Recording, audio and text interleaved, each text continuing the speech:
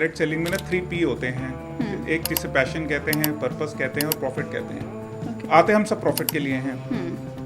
Profit को पाते पाते हमें लगता है कि शायद ज़िंदगी का कोई पर्पस था, उद्देश्य था, कोई सोच थी जो रह गई थी, बाहर दुनिया में नहीं मिल पा रही थी, वो कनेक्ट होना शुरू होता है। और फिर तीसरा पैशन ये कब बन जाता पता नहीं चलता। जिनको शायद ये तीनों चीज़ें मिल जाती है इस बिज़नेस में, वो इस बिज़नेस को नहीं छोड़ पाते। सो आपको पहले चीज़ तो ये सोचनी चाहिए कि प्रोडक्ट की वजह से आप MLM में आ रहे हैं या डायरेक्ट सेलिंग में आ रहे हैं, या आप डायरेक्ट सेलिंग करना चाहते हैं इसलिए आप प्रोडक्ट ढूंढ रहे हैं। आई थिंक ये जो क्वेश्चन का आंसर है ना, ये एक्चुअली सब चीज़ें फिगर आउट कर देता है। क्या फ़र्क आया है डायरेक्ट सेलिंग में, अगर बात करें हम लॉ आए थे उससे पहले और उसके बाद? कुछ कंपनीज ये मानती हैं कि एसोसिएशन में होना ना होना कोई फ़र्क, कोई मैटर नहीं करता। उनको आप क्या कहना चाहेंगे? तो क्या आपको फ्यूचर दिखाई देता है डायरेक्ट सेलर्स के लिए और डायरेक्ट सेलिंग कंपनीज के लिए?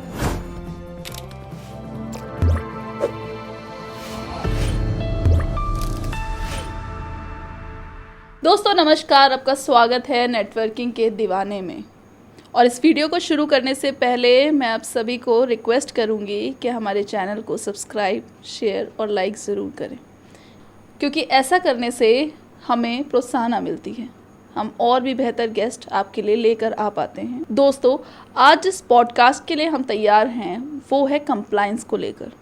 डायरेक्ट सेलिंग कंपनीज़ को क्या कंप्लायंस पूरे करने चाहिए और एक डायरेक्ट सेलर को क्या क्या चीज़ें ध्यान में रखनी चाहिए, चाहे वो प्रोडक्ट के सर्टिफिकेट्स हों या कंपनी के सर्टिफिकेट्स, वो सब जानेंगे आज हम इस वीडियो में। आज हमारे साथ जो शख्स हैं उन्हें डायरेक्ट सेलिंग कंपनी का तो अनुभव है ही, साथ ही वो एक एसोसिएशन FIDC के भी हेड हैं। क्या आप तैयार हैं ये जानने के लिए कि गवर्नमेंट डायरेक्ट सेलिंग को कैसे देखती है और क्या नज़रिया उनका चेंज हुआ है आफ्टर द रूल्स? तो आइए मिलते हैं मिस्टर राहुल सुदन जी से।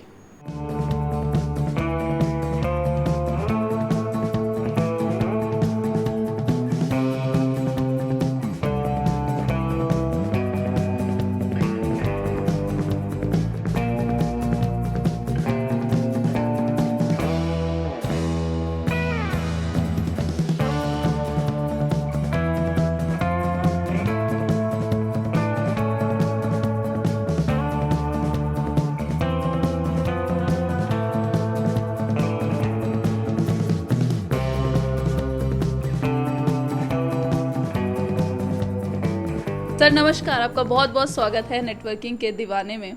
आज बहुत सारे नेटवर्किंग के दीवाने इस उम्मीद से इस पॉडकास्ट को देख रहे हैं कि उनको कंप्लायंस से रिलेटेड अगर कोई क्वेरीज हैं तो वो रिजॉल्व हो जाएंगी। थैंक यू यामिनी, मुझे इनवाइट करने के लिए, और बहुत बहुत शुभकामनाएं। आपका परफॉर्मेंस, आपका पॉडकास्ट बहुत ही बढ़िया चल रहा है। Let's start. क्या क्वेश्चंस हैं? सबसे पहले तो हम ये जानना चाहेंगे क्योंकि बहुत सारे लोग ये जानते हैं कि राहुल सुदन जी जो हैं वो कंप्लायंस देखते हैं, उनको लॉ की बहुत जानकारी रहती है, गवर्नमेंट में जो अपडेट्स आ रही हैं डायरेक्ट सेलिंग को लेके उनकी जानकारी रहती हैं। बट हम जानना चाहेंगे कि राहुल सुदन कैसे डायरेक्ट सेलिंग में आए। आई थिंक 99% लोगों के साथ होता है कि किसी दिन उनका एक दोस्त उनको हाथ पकड़ के एक अपॉर्चुनिटी दिखाने ले जाता है। वहाँ पे एक प्लान होता है, एक प्रेजेंटेशन होता है, और उसके बाद कुछ लोग उसको समझाते हैं। मेरे साथ भी कुछ ऐसे ही हुआ। मैं उस टाइम पे एक मल्टीनेशनल कंपनी में जॉब करता था। क्वालिफिकेशन वाइज मैं बेसिकली इंजीनियर हूँ। मैंने इंग्लिश ऑनर्स किया, फिर MBA किया, और उसके बाद मुझे ये डायरेक्ट सेलिंग देखने का मौका मिला। उस टाइम पे ये समझ नहीं थी कि अच्छी कंपनी या गलत कंपनी या बुरी कंपनी क्या होती है। जो दिखा एक्साइटिंग लगा कि यही एक रास्ता है। बस जॉब छोड़ी और फुल टाइम डायरेक्ट सेलिंग में 1st में 99 में स्टार्ट किया, और वहाँ से इस इंडस्ट्री की में घुसने की शुरुआत हुई। तो कितने साल आपने काम किया एज अ डायरेक्ट सेलर? करीबन 5 साल एज अ डायरेक्ट सेलर काम किया, 99 से लेके। और वो एक अच्छा एक्सपीरियंस था। उसमें जो कहते हैं कि जो आपको चाहिए होता है वो आपको मिल जाता है, और मेरे जैसे को भी सब कुछ मिल गया जो शायद उतना मेहनत नहीं करता था या उतना क्वालिफाइड नहीं था उस काम को करने के लिए। बस जो सिस्टम फॉलो करते हैं बस उसके थ्रू चलते चलते सब कुछ मिल गया। और नेक्स्ट क्वेश्चन आपका शायद ये होगा कि वो 5 साल बाद वो शूट क्यों गया एक्चुअली में। हाँ, यही जानना चाहेंगे हम कि क्यों कंसल्टेंसी में आप आ गए, ऐसा क्या हुआ, नेगेटिव हो गए या वहाँ पर इतनी मतलब इंटरेस्ट नहीं रहा, और उसका भी क्या कारण रहा? जैसे मैंने कहा यामिनी जी कि ना मुझे ये नहीं पता था कि कंपनी ठीक है या गलत है। अगर सही मायने में आज अगर जब लॉ देखता हूँ और जब मैं देखता हूँ कि सरकार किस तरीके से आपको इस बिज़नेस में हेल्प करती है, इन्फॉर्म करती है ठीक और गलत के बीच में डिसीजन लेने की, उस टाइम पे ऐसा कुछ नहीं था। वो कंपनी उतनी ठीक नहीं थी। उसका प्लान आप समझें तो एक पुशअप मैट्रिक्स टाइप प्लान था, जिसको आज लोग पिरामिड टाइप प्लान कहते हैं। तो वो फ़र्क नहीं महसूस कर पाया। एंट्री कॉस्ट जो थी वो बहुत ज़्यादा थी, एक किट परचेज होती थी बहुत हाई लेवल कॉस्ट की। इसके चलते चलते क्या होता है कि आप टीम तो बनाते हैं, पैसा तो आता है, पर वो सिस्टम कोलैप्स कर जाता है क्योंकि वो एक एथिकल या लीगल सेटअप नहीं हो पाता। उसके चलते मैंने डायरेक्ट सेलिंग इसलिए मुझसे छूट गई क्योंकि हर बार नई टीम नहीं बना सकते आप। अच्छी कंपनियों में काम करने का फ़ायदा यही होता है कि वो लॉन्ग टर्म होता है, एक विजन के साथ आप काम करते हैं, लंबे टाइम तक काम करते हैं। तो मैंने इस इंडस्ट्री में जब डायरेक्ट सेलर था और जब ये सब होना शुरू हुआ, जब ये कंपनीज बंद होती थी, तो उसके बाद मैंने कुछ ब्रेक लिया क्योंकि मैं क्वालिफाइड था और मैंने पढ़ाई लिखाई की हुई थी। मुझे एमवे में जॉब मिल गई एज अ स्टेट ट्रेनर। तो मैं हरियाणा में ट्रेनर बना एमवे में। उसके बाद मुझे ट्रेनिंग का इंटरेस्ट आना शुरू हुआ। उसके बाद मैंने ट्रेनिंग की जॉब्स करी, उसमें मैंने मल्टीनेशनल कंपनीज में जाके एज अ ट्रेनर बना। उसमें आपकी लीडिंग जितनी भी कंपनीज थी, कोक, पेप्सी, रैकेट बेनकाइजर, इंडिको, इन सब में जाके ट्रेनिंग करता था। लेकिन वो कहते हैं कि डायरेक्ट सेलिंग एक बार आपको आ जाती है और आपका शब्द है नेटवर्किंग के दीवाने, उससे ज़्यादा देर दूर नहीं रहा। उसके बाद एक इंडियन डायरेक्ट सेलिंग कंपनी को हेड करने का मौका मिला। एक लीडिंग ब्रांड था शनाज हुसैन का, तो उसमें डिप्टी जनरल मैनेजर था जिसमें लॉन्च की। उसके बाद 2008 में नेटवर्किंग टुडे एक मैगज़ीन थी वो की। तो आप ये कहें कि उससे मैं नेगेटिव नहीं हुआ उस इंडस्ट्री से। मैंने ये सोचा कि जो मेरे साथ हुआ वो किसी और के साथ ना हो, और इसका एक ही तरीका था, इसको मुझे 360 डिग्री पढ़ना था। एक as a direct seller, as a leader, as a trainer, as a corporate trainer, as a multinational में जॉब करके, एज एन इंडियन कंपनी को हेड करके 360 डिग्री पढ़ना था कि मैं गलत था या ये सिस्टम गलत था। तब समझ में आया कि सिस्टम ठीक है, आपको कंपनी सही चूज़ करनी चाहिए। इसलिए मैं कंसल्टिंग में 2010 से आया, ये बताने के लिए कि सही कंपनी कैसे चूज़ करें। सही मायने में ये एक छोटी सी लड़ाई थी कि मुझे जो 10 साल लगे सिर्फ यही स्टडी करने के लिए मेरे को कंसल्टिंग में आना पड़ा। पर ये दीवानगी कह सकते हैं हम कि आप घूम फिर के फिर से डायरेक्ट सेलिंग में ही आ गए।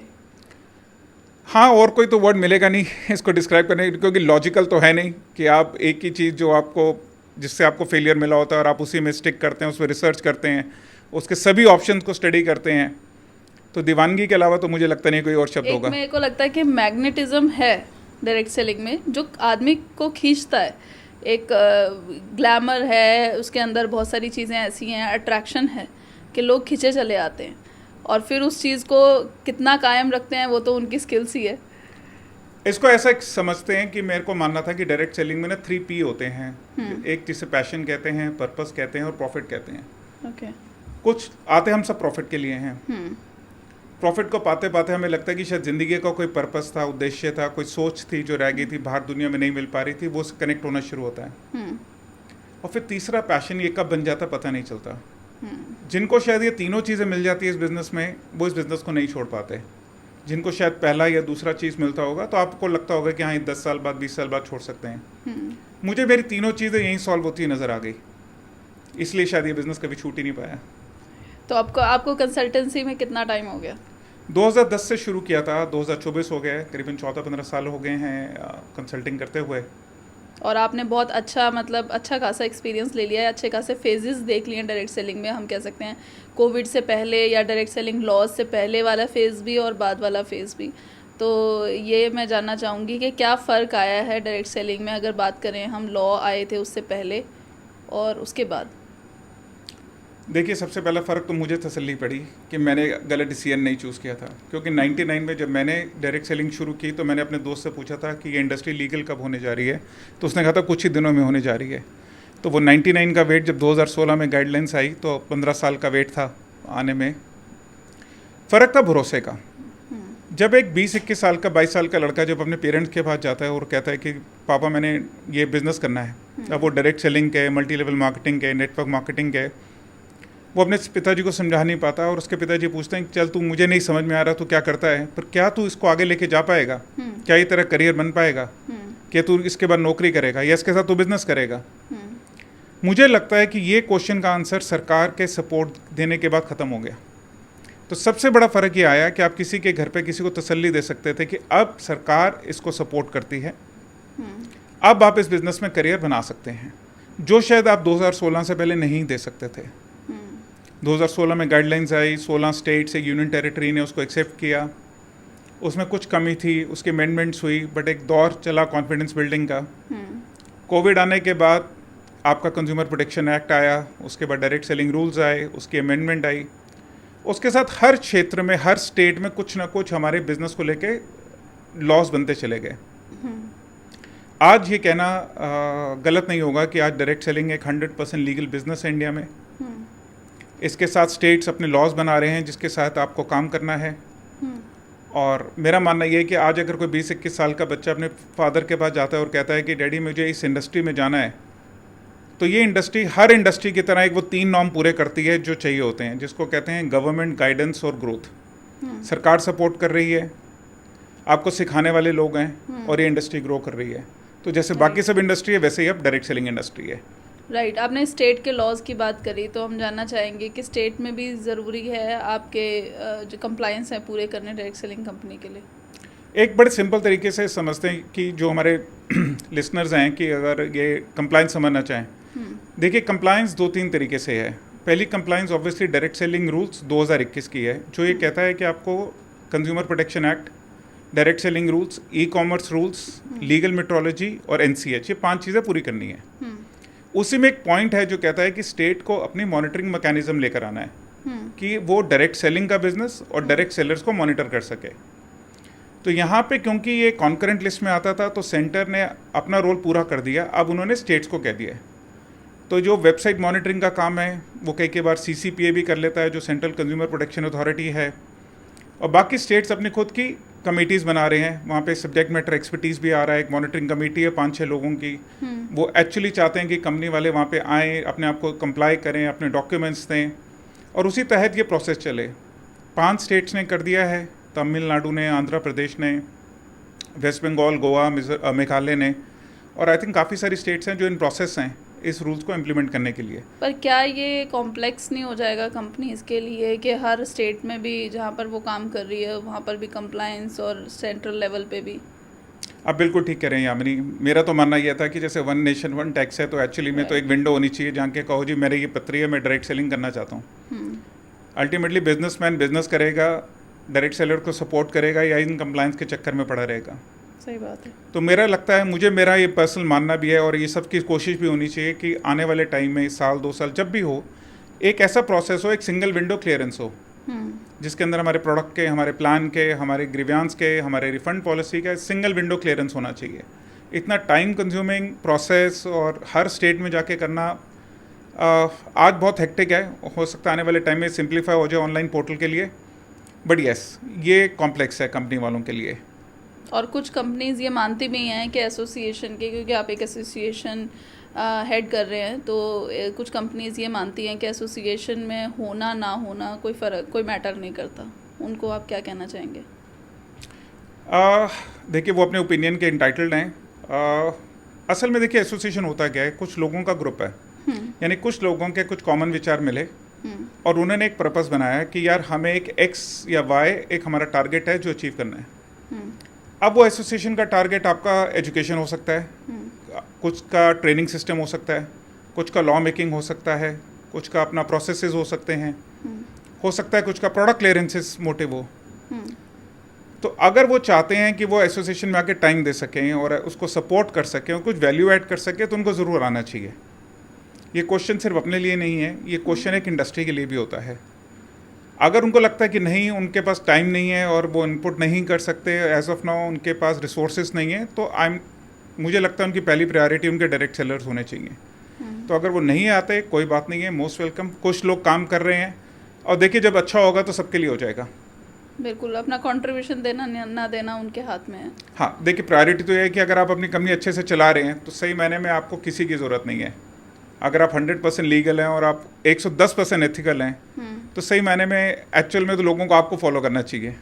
तो जो डायरेक्ट सेलिंग कुछ कंपनीज ऐसी हैं जिनके ऊपर पिछले दिनों केसेस भी हुए बिकॉज ऑफ रॉन्ग प्रोडक्ट, उनके बारे में आप क्या कहना चाहेंगे, उनको अवेयर कैसे करना चाहेंगे, बीइंग एसोसिएशन हेड के कैसे आप अवेयर रहें गवर्नमेंट से? ओके, देखिए ऑनरेबल कंज्यूमर अफेयर्स सेक्रेटरी निधि मैम ने से जब डिस्कशन हुआ तो उन्होंने 2-3 चीज़ें बड़ी क्लियर की। कस्टमर सर्विसेज के प्रोसेसेस क्या हिंदुस्तान में, तो एज अ कस्टमर सबसे पहले आपके पास एक्सेस है नेशनल कंज्यूमर हेल्पलाइन का। आप वहाँ जा सकते हैं और अपनी ग्रीवियांस लिखवा सकते हैं कि मेरे को जो प्रोडक्ट मिला वो ठीक नहीं था, या उसके ऊपर जो इंस्ट्रक्शंस लगे हुए थे या उसके जो इंग्रेडिएंट थे उसके हिसाब से वो प्रोडक्ट नहीं था। उसके अलावा डिपार्टमेंट भी एक रन करता है जिसको सेंट्रल कंज्यूमर प्रोटेक्शन अथॉरिटी कहते हैं, जो सू मोटो भी कर सकता है, यानी कि वो खुद एक प्रोडक्ट को उठा सकता है मार्केट से और वो बता सकता है कि इस प्रोडक्ट या इस कैटेगरी के सारे जो प्रोडक्ट हैं इनकी वजह से प्रॉब्लम आ सकती है, जिनको क्लास एक्शन भी कहा जाता है। अब क्वेश्चन है लोगों को इन्फॉर्म करना, लोगों को एजुकेट करना। हाँ, ये एक मेहनत का काम है। जागो ग्राहक एक मिनिस्ट्री का पोर्टल है जो चलता है, वो इंस्टाग्राम पे रोज कंज्यूमर अफेयर मंत्रालय बहुत अपडेट डालता है, मिसलीडिंग एडवर्टीजमेंट के अगेंस्ट डालता है, प्रिवेंटिव हेल्थ केयर के अगेंस्ट डालता है, के फेवर में डालता है, ई कॉमर्स पे कैसे परचेज करना है उसके लिए डालता है, ड्रिप प्राइसिंग है, ग्रीन वॉशिंग है, प्रोडक्ट को हर्बल नहीं है उसको हर्बल कह देना, एग्रीकल्चर के प्रोडक्ट के लाइसेंसेस ना होने, FSSAI के लाइसेंस ना होने। तो गवर्नमेंट का एक रोबोस्ट मैकेनिज्म है आज की डेट में। हम सबकी ये ड्यूटी बनती है कि हमें ये कंज्यूमर अवेयरनेस प्रोग्राम रन करने चाहिए। हमें जो हमारी एसोसिएशन है या बाकी जब एसोसिएशन भी जो रन करती हैं वो सबकी इस टाइम पे इंकरेजमेंट करना चाहिए कि जो कंज्यूमर्स को इन्फॉर्म करने के लिए, डायरेक्ट सेलर्स को एजुकेट करने के लिए कि सही प्रोडक्ट क्या है वो बताना चाहिए। तो इसमें मुझे लगता है कि सरकार ने तो अपना रोल कर दिया है पूरी तरीके से, अब हम सबकी जिम्मेदारी है कि हम इसको किस तरीके से और कितना सीरियसली फॉलो करें। वो तो ठीक है, वो डायरेक्ट सेलर्स के पॉइंट ऑफ व्यू से तो आपने बहुत काम की बात बता दी, वो डायरेक्ट सेलर्स तो देख लेंगे, बट डायरेक्ट सेलिंग कंपनीज जो हैं उनके लिए कितना सतर्क होने वाली बात है ये कि अगर आप प्रोडक्ट बेच रहे हैं तो उनके लिए भी कुछ कंप्लाइंसेस हैं? देखिए, उनके लिए बहुत ही ज़्यादा सीरियस होने वाली बात है। अगर आज आपकी मान लेते पैकिंग की कंप्लाइंस नहीं है, जिसको लीगल मेट्रोलॉजी कहते हैं, उस पर भी आपका फ़ाइन होता है, लेकिन FSSAI जैसी चीज़ों में तो आपका क्रिमिनल केस तक फाइल हो सकता है। उसमें आपके काफ़ी सारे पेनल्टी हैं, एक्शन है, चाहे आप मैन्युफैक्चरर हैं, रिटेलर हैं, होलसेलर हैं, रीलेबलर कैटेगरी के हैं।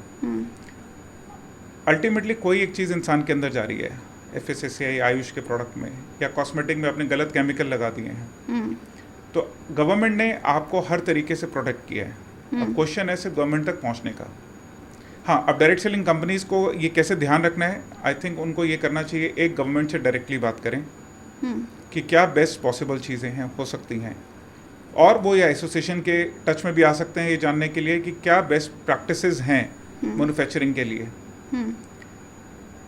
ये दो किए बगैर या अपने लीगल काउंसिल से वो कंसल्ट कर सकते हैं या अपने कंसल्टेंट से बात कर सकते हैं, ये चीज़ तो इग्नोर नहीं की जा सकती। और सही मायने में अगर इसमें आप 1% भी गलत हैं तो एक्चुअली आपको कंपनी नहीं चलानी चाहिए। बिल्कुल। क्या मैन्युफैक्चरिंग पॉइंट ऑफ व्यू से भी कुछ कंप्लाइंसेस हैं, जैसे जो FSSAI सर्टिफिकेट आपने बताए, कौन कौन से सर्टिफिकेट चाहिए एक मैन्युफैक्चरर को भी अगर वो डायरेक्ट सेलिंग कंपनी में प्रोडक्ट दे रहा है? तो देखिए, मैन्युफैक्चरर अगर डायरेक्ट सेलिंग कंपनी में नहीं भी देता तो भी उनकी मैन्युफैक्चरिंग की कंप्लाइंसेस होती हैं। तो अगर वो फूड में है तो उनको फूड के सारे नॉर्म पूरे करने हैं, जिसका मैन्युफैक्चरिंग लाइसेंस का पूरा प्रोसेस होता है। अगर वो आयुष में काम करते हैं या कॉस्मेटिक्स में काम करते हैं तो उनके सभी डिपार्टमेंट के अपने कंप्लीट प्रोसेसेस और लाइसेंसेस बने हुए हैं आज की डेट में, और उनके जो रिस्पेक्टिव वेबसाइट्स हैं FSSAI आयुष की या CDA में, कॉस्मेटिक एंड ड्रग एक्ट में, उन सभी की लिस्टेड इन्फॉर्मेशन अवेलेबल है। मैन्युफैक्चरर को तो 110% देखना चाहिए कि कोई भी चीज़ कहीं से गलत ना हो। राइट। क्या देखते हैं आप फ्यूचर, जो अभी सिनेरियो चल रहा है, रूल्स आ गए हैं, कंपनीज जो हैं वो बहुत सीरियसली काम कर रही हैं और बहुत सारी कंपनीज ग्रो भी कर रही हैं, तो क्या आपको फ्यूचर दिखाई देता है डायरेक्ट सेलर्स के लिए और डायरेक्ट सेलिंग कंपनीज के लिए? ओके, यामिनी, इसमें ना थोड़ा सा हमें ग्लोबल व्यू लेना पड़ेगा। अभी हम समझते हैं कि डायरेक्ट सेलिंग के कंपटीशन में आ क्या रहा है। तो सबसे बड़ा डायरेक्ट सेलिंग के कंपटीशन में आ रहा है जिसको आज हम कहते हैं गिग इकोनॉमी, यानी कि वो लोग जो कभी भी काम कर सकते हैं, यानी वो पहले इन्फ्लुएंसर थे, स्विगी जोमेटो में जाके जॉब मिल जाती थी, ब्लिंकिट में चले जाते थे, अमेजोन में है। ये सब आज से 4-5 साल पहले नहीं था। तो अब क्या है कि एक 18-20 साल के बच्चे के पास काफ़ी सारे ऑप्शंस हैं। बिल्कुल। तो एक अवेयरनेस है, यानी कि ये एक चैलेंज है अब ये भी एक चैलेंज है कि आप रिटेल या डायरेक्ट टू कस्टमर के जो प्लेटफॉर्म्स हैं ई कॉमर्स के या एफिलिएट मार्केटिंग है, उसको डायरेक्ट सेलिंग से कैसे जोड़ेंगे? क्या वो आप उसे एज अ कॉम्पिटिशन लेके चलेंगे या आप उसके साथ मिल के चलेंगे? क्या डायरेक्ट सेलिंग प्लस कुछ मॉडल D2C का या कुछ मॉडल एफिलिएट का प्लस रिटेल का मॉडल चलाएंगे? तो अब मुझे लगता है कि मॉडल्स को रीवैल्यूएट करने का टाइम आ गया है, क्योंकि कोविड के बाद 1-2 साल तक सबने वेट किया और सबने अपनी अपनी क्वांटिटी बहुत इंक्रीज़ कर दी। तो यानी पहले जो कंपनीज 50 SKU या 100 SKU पे काम करती थी, आज के डेट में सब 200, 300, 400 SKU में काम कर रहे हैं, जो कोविड के बाद के पीरियड के लिए तो एक अच्छा मॉडल था। आने वाले टाइम में ये मॉडल सक्सेसफुल रहेगा, मुझे डाउट है, क्योंकि ग्लोबली जब आप टॉप 20-30 कंपनीज ट्रैक करते हैं तो आप ये देखते हैं कि बहुत ज़्यादा SKUs नहीं होते किसी भी कंपनी में। But having said that, SKU मतलब प्रोडक्ट की अश्वगंधा या तुलसी जिसे हम कहते हैं, एक यूनिट को एक SKU कहा जाता है। अच्छा। ये इंडस्ट्री ग्रो क्यों करेगी, उसके 2 रीज़न हैं। पहला लॉ और दूसरा अनएम्प्लॉयमेंट। क्योंकि ये 2 फैक्टर अगर रहते हैं तो इंडस्ट्री ग्रो करती है। क्या चीज़ इंडस्ट्री को रोकेगी, वो है कि lack of research based product. अगर किसी तरीके से कोई ये तीनों चीज़ों का कॉम्बिनेशन कर लेता है, यानी कि अगर वो एम्प्लॉयमेंट तो रहेगा, अनएम्प्लॉयमेंट एक फैक्टर है, उसे फैक्टर कर रहा है, गवर्नमेंट के लॉज आने में उसका कोई रोल नहीं है, सिर्फ रिसर्च बेस्ड प्रोडक्ट, अगर ये तीनों का कॉम्बिनेशन कर ले तो मुझे लगता है कि ये बिज़नेस जो है डबल और ट्रिपल स्पीड पे चल सकता है। हाँ, पहले जो डायरेक्ट सेलिंग थी वो मोर फोकस्ड ऑन नेटवर्क थी, सिर्फ नेटवर्क से ही लोग बिजनेस करते थे। अब now more focus on product, कि प्रोडक्ट आपका बढ़िया होना चाहिए, यूनिक होना चाहिए। क्या यूनिक होना भी एक मैटर करता है? देखिए, प्रोडक्ट बेस्ड डायरेक्ट सेलिंग में आपको ये देखना है कि आप डायरेक्ट सेलिंग में आए क्यों। हर एक की अपनी एक ज़रूरत होती है, एक विजन होता है। किसी का विजन था कि उसने प्रोटीन बेचना था, किसी का विजन था कि उसने शायद बर्तन बेचने थे, किसी का विजन था कि उसने एलोवेरा, नोनी, मोरिंगा बेचना था या सीबकथॉर्न बेचना था। सो आपको पहले चीज़ तो ये सोचनी चाहिए कि प्रोडक्ट की वजह से आप MLM में आ रहे हैं या डायरेक्ट सेलिंग में आ रहे हैं, या आप डायरेक्ट सेलिंग करना चाहते हैं इसलिए आप प्रोडक्ट ढूंढ रहे हैं। आई थिंक ये जो क्वेश्चन का आंसर है ना, ये एक्चुअली सब चीज़ें फिगर आउट कर देता है। अगर मुझे लगता है कि मैंने सिर्फ डायरेक्ट सेलिंग इसलिए करनी है क्योंकि मुझे कुछ स्टैंडर्ड प्रोडक्ट्स हैं उनको लेके मार्केट करना है, तो आपका चैलेंज रहेगा। यूनिकनेस आपके प्रोफाइल में और आपके प्रोडक्ट में होना बहुत ज़रूरी है आज की डेट में। ओके, अब एसोसिएशन की अगर हम बात करें कि जो 3-4 एसोसिएशन हमारे देश में काम कर रही हैं, इंडस्ट्री वाइज अगर हम देखें डायरेक्ट सेलिंग को तो वो इतनी बड़ी नहीं है, बट एसोसिएशंस अलग हैं और उसमें भी जो कंपनीज़ हैं वो कैटेगराइज हो रखी हैं और काफ़ी लोग इस नज़र से देखते हैं जो पर्टिकुलर एसोसिएशन में पर्टिकुलर कंपनी हैं, उनको इस तरीके से देखते हैं कि वो लीगल हैं या वो ऑथेंटिक है, दूसरी एसोसिएशन की नहीं है। उस पर आप क्या कहना चाहेंगे? क्या ये जो देखने का नज़रिया है लोगों का वो सही होना चाहिए, सही है या? देखो, ओके, पहले ये बात मान के चलते हैं कि एसोसिएशन में जो भी कंपनी आएगी वो इस बात को मान के आती है कि शायद वो 99 या 99% या 90% ठीक है और उसको शायद और इन्फॉर्मेशन चाहिए ठीक होने के लिए। जब ठीक होने की बात करते हैं तो यानी कि रोज करंट जो लॉ आ रहा है उसको वो एक्सेप्ट करें और अपनी कंपनी में जाके चेंज करें। दूसरा, लीगल या इलीगल कहने का एसोसिएशन का राइट नहीं होता, वो एक गवर्नमेंट का नॉर्म है। लेकिन एसोसिएशन क्या कर सकती है, अपने पॉलिसीज़ ऐसे बना सकती है जो करंट लॉ पे पूरा आता हो और करंट एथिकल प्रैक्टिसेस पे पूरा हो। वो अपना कोड ऑफ एथिक्स खुद बना सकती है। अब ये कहना है कि मैं ठीक हूँ और वो गलत है, ये असल में कोई समझदारी की बात नहीं है, क्योंकि जब आप किसी पे क्लेम करते हैं तो आपको पूरी तरह से रिसर्च करनी चाहिए उनके प्रोडक्ट के बारे में, उनके कॉम्पनसेशन प्लान के परसेंटेजेस के बारे में, उनके प्रोफाइल के बारे में, उनका बैकग्राउंड के बारे में, तब जाके ये क्लेम करना चाहिए। किसी को गलत बोलना सिर्फ कुछ सुनी सुनाई बातों पे तो कोई लॉजिक नहीं है। बहुत सारे डायरेक्ट सेलर्स के भी दिमाग में ये फीड कर दिया जाता है कि हम पर्टिकुलर एसोसिएशन का पार्ट हैं और वो एसोसिएशन सही कंपनीज को ही मेंबरशिप देती है, तो वो कहाँ तक सच मानते हो आप? आई थिंक देखो, मार्केटिंग में हमसे तो बड़ा कोई है नहीं। अब आप समझो डायरेक्ट सेलिंग पूरा फिनोमेना मार्केटिंग के ऊपर है। हम तो ये भी कहते हैं कि हिंदुस्तान वर्ल्ड का नंबर 1 देश है। हम ये भी मानते हैं कि डायरेक्ट सेलिंग इंडिया का सबसे नंबर 1 बिजनेस है। हम ये भी मानते हैं कि डायरेक्ट सेलर इंडिया के सबसे रिचेस्ट बंदे होते हैं। कि रोज़ अगर डायरेक्ट सेलर की किसी की गाड़ी की फ़ोटोग्राफ आती है तो हमें लगता है कि गाड़ियाँ सिर्फ हम ही खरीदते हैं, बाकी और कोई बिजनेसमैन नहीं खरीदता। तो ये एक अवधारणा है यामिनी, इससे ज़्यादा कुछ नहीं है। I think there is a mutual respect है सभी एसोसिएशन के एक दूसरे के प्रति। सब जानते हैं कि छोटी लड़ाई, बड़ी लड़ाई, बड़ा सिस्टम, छोटा सिस्टम, सब ने किया है और सब ने अपने अपने हैसियत के अनुसार, अपने अपनी जॉब्स के अनुसार, रिस्पॉन्सिबिलिटी के अनुसार सब ने अपना रोल प्ले किया है। अगर आप एसोसिएशन लेवल पे बात करें तो आप हैरान होंगे, सबके सब में बहुत अच्छा रिलेशनशिप है, बहुत अच्छा जिसे कहते हैं प्रोसेस और गोल के लिए इकट्ठा काम करने का जो जज्बा है वो सब में है। आई थिंक इम्पॉर्टेंट ये नहीं है कि एसोसिएशन कैसे काम करें। आई थिंक आप किसी भी एसोसिएशन वाले से पूछेंगे, वो ये कहता है कि कंपनीज़ को डिसाइड करना है कि हमें कैसे काम करना है। भाई आप ये बता सकते हैं कि गाड़ी कैसे चलानी है, आप ये बता सकते हैं रात को 12 बजे रेड लाइट अगर होगी तो आपको गाड़ी रोकना है, पर रात को 12 बजे जब कोई पुलिस वाला नहीं होगा फिर आपके ऊपर है ना कि आप रात को गाड़ी रोकेंगे या नहीं रोकेंगे। तो ये बात अल्टीमेटली वहीं आकर रुकती है कि आप डिसाइड करें कि आपने कैसे काम करना है। हम तो सिर्फ बता सकते हैं कि आपने ये ठीक और ये गलत है। गवर्नमेंट का क्या नज़रिया था पहले रूल्स आने से पहले, और अब क्या नज़रिया है डायरेक्ट सेलिंग को लेके? बहुत बढ़िया क्वेश्चन यामिनी। गवर्नमेंट का नज़रिया देखो इस बात से आता है कि वो ये बात को आइडेंटिफाई करते हैं कि कितने कंज्यूमर्स हैं या कितने लोग हैं जो किसी पर्टिकुलर ट्रेड या बिजनेस से इम्पैक्ट होते हैं। अब जब हम उनके डिपार्टमेंट में आप जाते थे 2010, 11, 12 में आप जाके प्रेजेंटेशन देते थे, तब एक मान लेते हैं कि 10 लोग थे जो डायरेक्ट सेलिंग कर रहे थे। Over a period of time जब हम ये दिखाते हैं वो 10 से बढ़ के नंबर आज 100 हो चुका है, तो हम ये बता पाते हैं कि सर ये बिज़नेस हर साल इतना बढ़ रहा है और इसमें इतने कंज्यूमर हैं। ये इंपॉर्टेंट फैक्टर होता है गवर्नमेंट को किसी भी चीज़ को एनालाइज करने के लिए। हाँ, ये ज़रूर है कि गवर्नमेंट आज भी इंडस्ट्री में डेटा जो है एक चैलेंज है। आज भी हम बहुत सारी स्टेट से बहुत सारा एक्यूरेट डेटा नहीं इकट्ठा कर पाते, पर जितना भी पॉसिबल डेटा है उसके बेसिस पे गवर्नमेंट आपको सपोर्ट करती है। अब देखें तो गवर्नमेंट का सपोर्ट इससे बड़ा क्या हो सकता है कि 2019 में उन्होंने कंज्यूमर डिफाइन किया, जिसमें उन्होंने नया जो बिजनेसेस हैं डायरेक्ट सेलिंग, ई कॉमर्स और टेली मार्केटिंग को ऐड किया। ये डिफ़ाइन करना कि डायरेक्ट सेलिंग का बिज़नेस क्या है, ये डिफ़ाइन करना कि कंज्यूमर क्या है, एंटिटी क्या है, ये बहुत इंपॉर्टेंट स्टेप्स थे। गवर्नमेंट का कॉन्फिडेंस देखिए कि 2021 का डायरेक्ट सेलिंग रूल्स आया, उसके अंदर उन्होंने एक बहुत अच्छी चीज़ लिखी कि all forms, all models of direct selling, यानी कि उन्होंने हर चीज़ को कवर करने की कोशिश की और हर तरीके से सपोर्ट करने की कोशिश की। उसके बाद स्टेट्स का लॉ आना, स्टेट्स की मॉनिटरिंग कमेटी बनना, मैकेनिज्म बनना। तो गवर्नमेंट की नज़र में हम इंडस्ट्री ने जो मांगा उन्होंने दे दिया।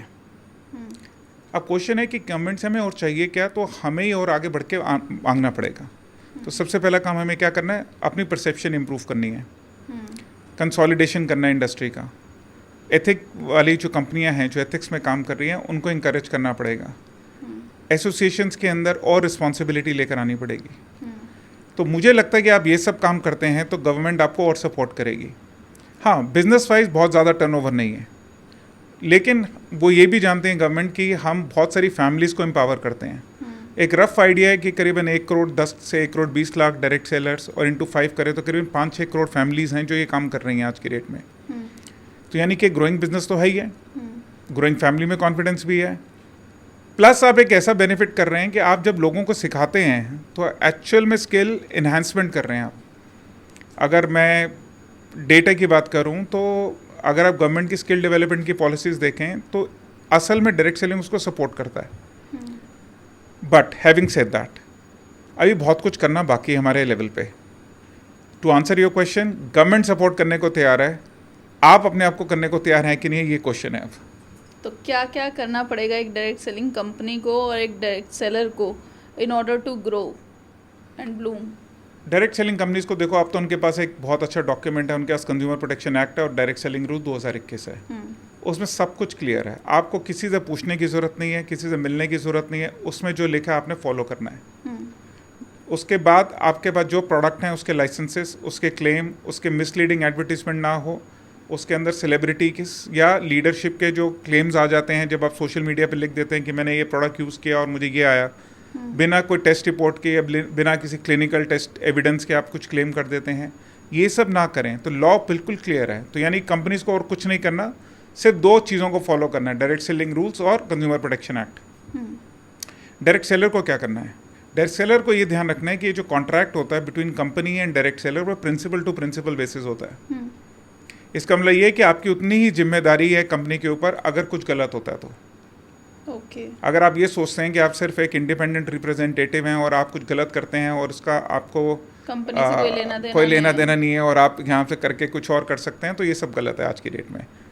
तो अगर आप अपनी रिस्पॉन्सिबिलिटी समझें, आप किसी को टीम में ला रहे हैं या आप किसी को प्रोडक्ट बेच रहे हैं, तो आपकी भी उतनी जिम्मेदारी है जितनी कंपनी की जिम्मेदारी इससे है। एक बहुत बड़ा मैसेज है कि जो कंपनी है वो सही तरीके से काम करती हो। अगर वो गलत तरह से काम कर रही है कहीं ना कहीं, तो वो रिस्पॉन्सिबिलिटी भी डायरेक्ट सेलर पर आती है। वैसा वर्षा है, ये देखिए पार्टनरशिप है। मनी सर्कुलेशन में अगर हैं तो फिर उनको अलर्ट होने की ज़रूरत है। आई थिंक उनको तो काम बंद कर देना चाहिए। आई थिंक इतना टाइम मनी सर्कुलेशन जैसी टाइम ख़राब करने वाली चीज़ या में टाइम लगाने की ज़रूरत ही क्या है। अच्छा, इतने लॉज होने के बावजूद भी अभी भी मनी सर्कुलेशन कंपनीज जो हैं वो अपने फुल फ्लेज तरीके से काम कर रही हैं। इसके पीछे क्या रीज़न है, कैसे रोका जाए उन्हें?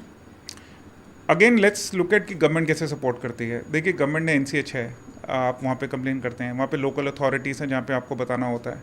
असल में देखिए कोई तो किसी गवर्नमेंट को बताएगा कि हाँ ये प्रॉब्लम है, ये चीज़ है जो एक पॉन्जी स्कीम लग रही है, या ये कैसी है जो मनी सर्कुलेशन है, या हो सकता है वो फ्रॉड कर रहा हो, तो किसी ना किसी को तो गवर्नमेंट को इन्फॉर्म करना होगा।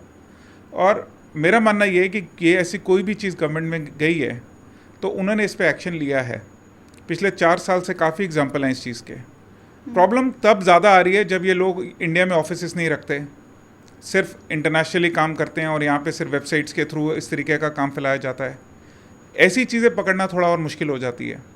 But I am sure now जो इंडिया की कैपेबिलिटी है वो बहुत सक्षम है ऐसी चीज़ों को रोकने के लिए। But are we ready to go ahead and give the complaint?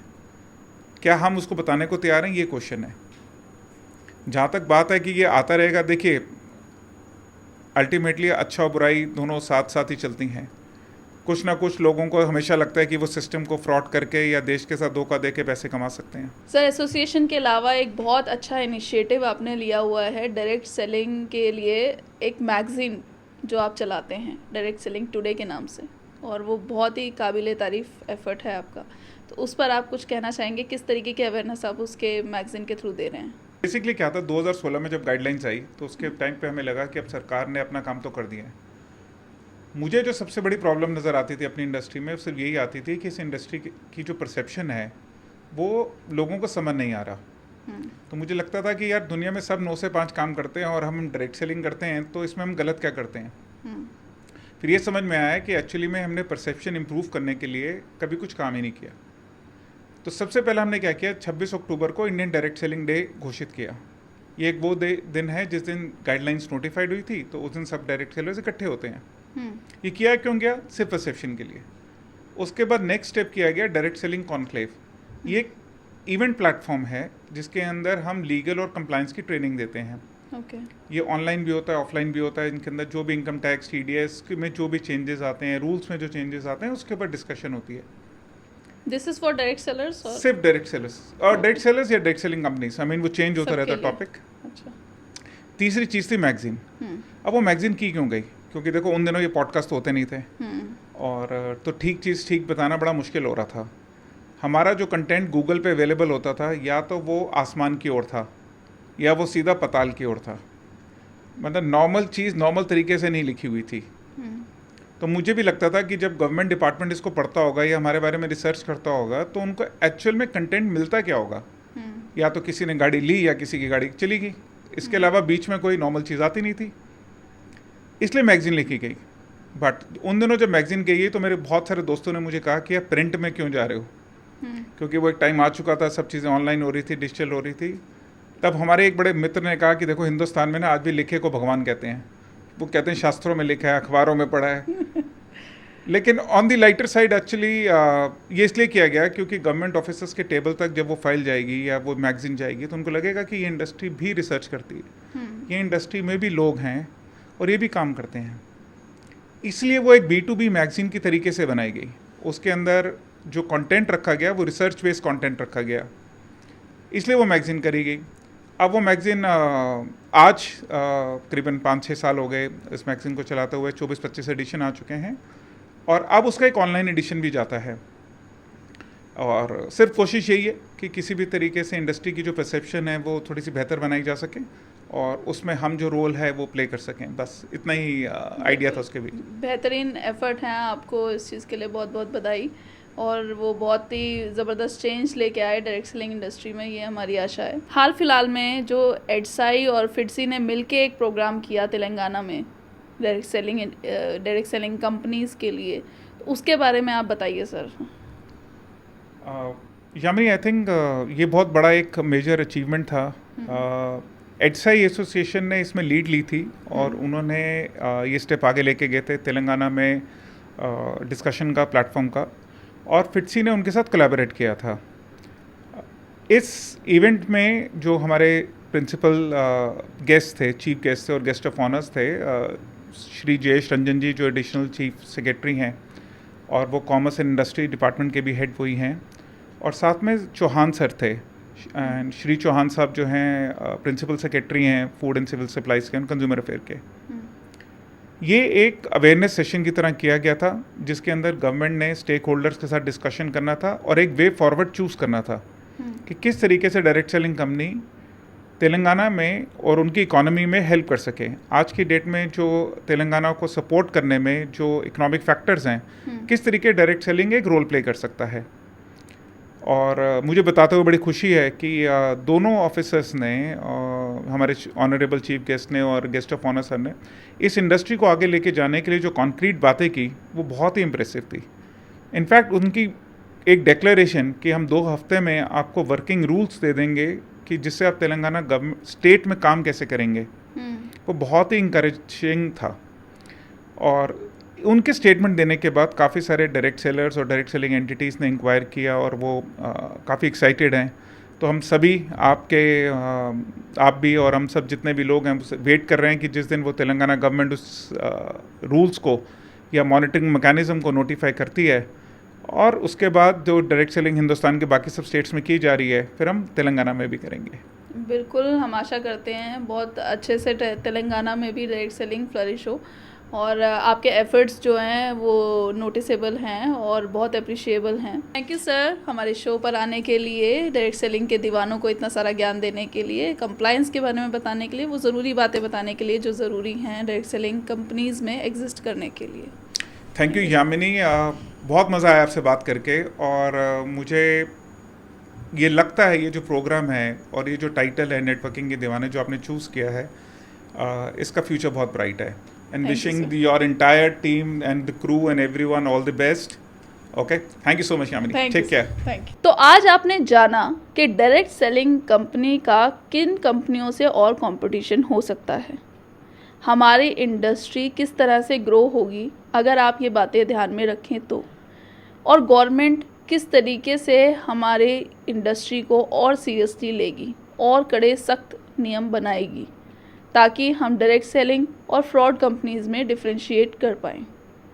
तो दोस्तों, आई एम श्योर ये बहुत ही इंफॉर्मेटिव पॉडकास्ट रहा होगा आपके लिए, और मैं आशा करती हूँ कि आप इस पॉडकास्ट को ज़रूर एक ना एक नेटवर्किंग के दीवाने के साथ शेयर करेंगे ताकि ये इन्फॉर्मेशन उस तक भी पहुँचे और वो भी अवेयर हो सके आपकी तरह।